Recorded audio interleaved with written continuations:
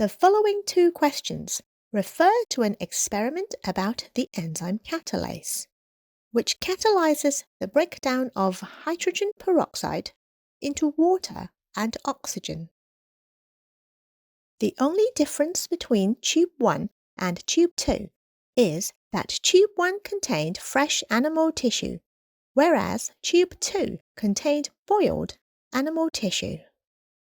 Gas bubbles were released in tube 1, but not in tube 2. This suggests that fresh animal tissue contains a certain substance which can break down hydrogen peroxide, and that this substance will lose its function when it is boiled. This substance is probably catalase. What additional steps should be carried out to confirm this? Step 1.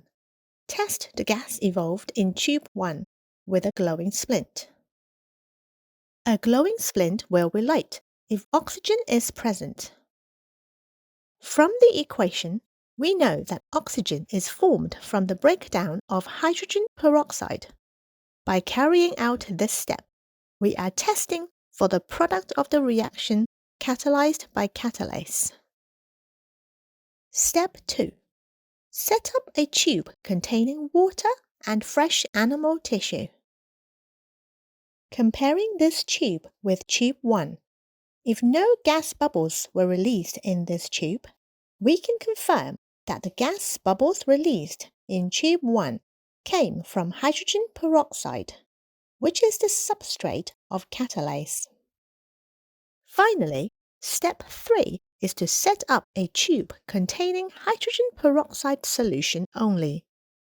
This tube actually serves the same function as tube 2, and no gas bubbles will be released, so this step is redundant.